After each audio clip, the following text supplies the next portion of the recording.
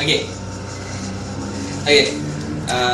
Terima kasih. Ini video kedua kita tentang closing, tentang urgency, tentang isu stok tak cukup. Okey. Sebelum tadi dalam video pertama dekat ending tadi saya cerita tentang rahsia. Saya ada salah seorang student saya yang saya syukur, saya seronok sangat, yang sangat cepat dia punya result dia. Ialah yang saya cakap tadi, dia faham hikmah kenapa saya buat skrip macam tu. Sebelum ni, dalam video sebelum ni, kalau belum tengok dulu, saya dah cerita tentang psikologi kenapa kita buat skrip harga tu macam tu. Sebab kita nak up sell. Up sell. Daripada nak beli satu, terbeli 2 botol. Daripada nak beli 2 botol, terbeli 3 set, terbeli 4 set, dan seterusnya. Okey. Yang kedua, kenapa kita buat skrip ayat closing power tu? Jika sebelum Kak boleh bayar sebelum pukul ni hari ni, kami boleh post laju hari ni, seawal esok atau 3 hari kerja barang sampai. Kenapa?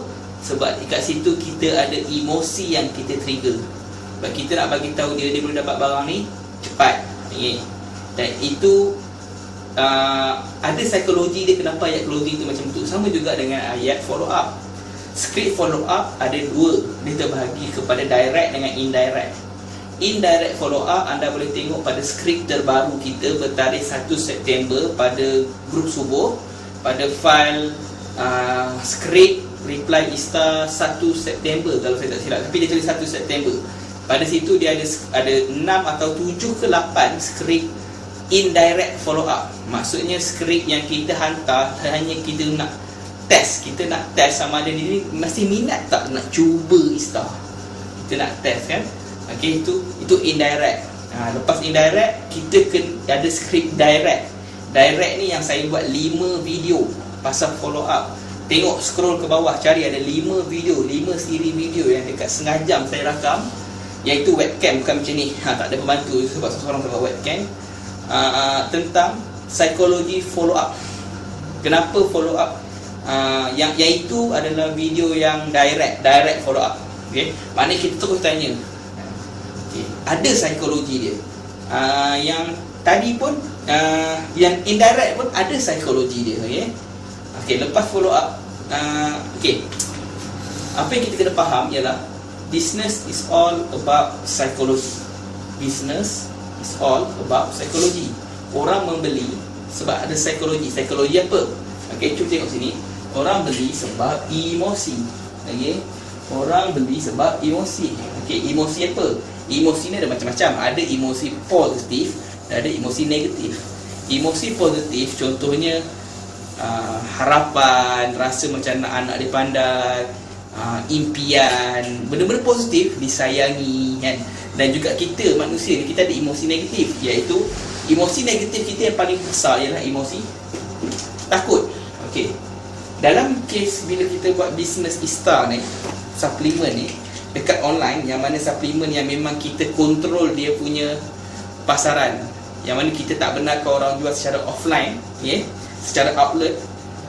Dalam kes ni ada 2 ketakutan yang kalau kita tak guna rugi. Iaitu pertama, takut produk lambat sampai. Yang kedua, takut produk tak dapat sampai ke sudah.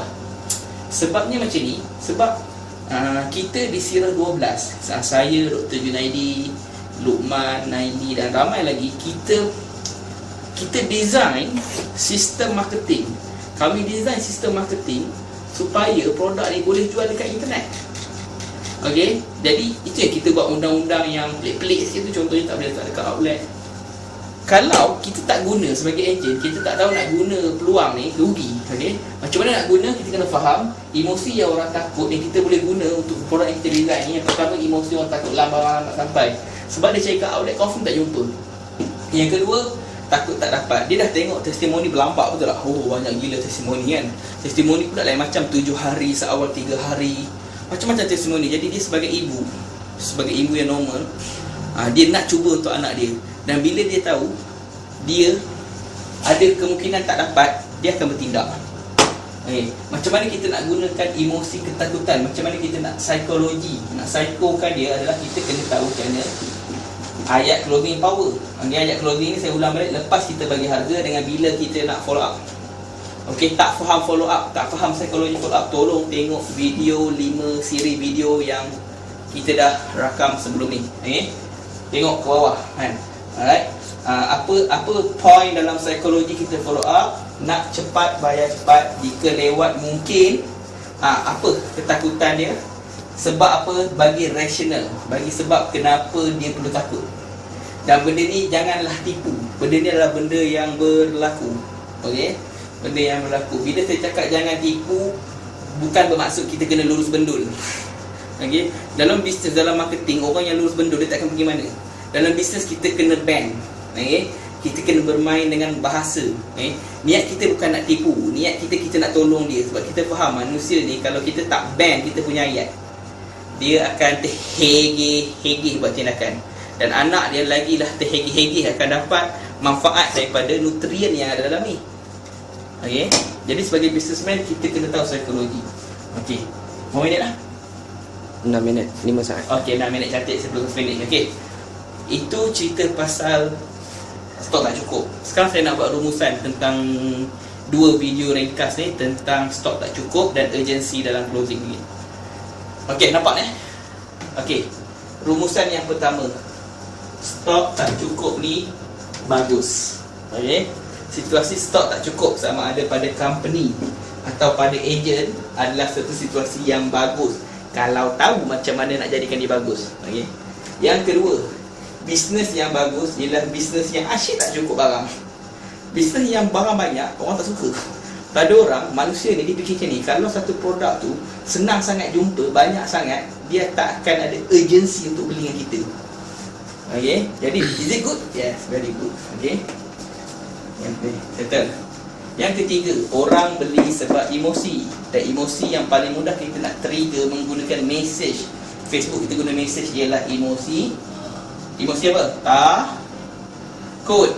Emosi takut. Okey. Macam mana kita nak bermain dengan emosi? Di situlah kita design, kita faham kenapa ayat closing power kita macam tu, kenapa ayat follow up kita macam tu. Sebab berdasarkan urgency emosi takut. Alright. Dan yang terakhir ialah besarkan minda kita. Alright, kita sekarang ni businessman. Okay? Jangan melihat apa stok yang ada depan mata kita ni adalah itu saja potensi pendapatan kita. Contoh, katakanlah saya ada RM444 dalam tangan dan saya hanya mampu ambil restock satu karton je dalam satu masa. Dan jika saya otak saya kecil, saya nampak ini je lah yang saya punya pendapatan saya. Katakanlah saya boleh keluar RM444 sebulan, ini je pendapatan saya, maka insya-Allah itu pendapatan kita. Okey. Dan kalau kita tengok ini je yang kita mampu keluar seminggu untuk sebagai modal, ini pendapatan kita, memang itulah pendapatan kita. Sikit sangat-sangat Tapi kalau sebagai businessman, apa yang kita patut buat? Macam mana saya punya student yang saya cakap semalam, dia punya tu je dah RM800 yang sehari. You just imagine kalau 20 hari macam tu, RM16,000. Hello, kak, abang, tuan, syekh, doktor, 18,000 sebulan bang. Bersih. Katakanlah let's say 1,800 kos iklan, around 15,000 sebulan. Kan? Tak berubah ke hidup macam tu? Betul tak? Tapi jangan cakap 15,000, semuanya dapat 5,000, bagus-bagus. Okey? Dan macam saya cakap, yang penting ada peningkatan. Kalau bulan lepas kita dapat 200, bulan ni dapat 400, bagus. Ada peningkatan. Bulan depan dapat 400, bulan ni kita dapat 1,000, bagus. Dan yang penting kita ada peningkatan. Kita growing or dying. Growing or dying. Jadi saya nak anda faham, apa yang ada kat tangan kita ni tak ada apa. Yang penting ialah apa yang ada kat sini. Kalau kita percaya segala stok yang pihak kilang itu Sirah 12 adalah kita punya, walaupun kita tak ada cash, kita punya, maka kita boleh tolong ramai orang. Dan kita punya saiz otak ni, dia akan daripada saiz macam ni, dia akan membesar. Dan dia akan membesar.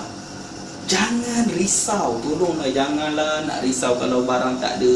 Cikgu, barang tak sampai lagi, saya tak ada stok ni, orang dah bayar. Jangan risau, kita bagi tahu je customer, kak, hari ni kami tak boleh nak push barang sebab stok sekarang ni tak sampai lagi.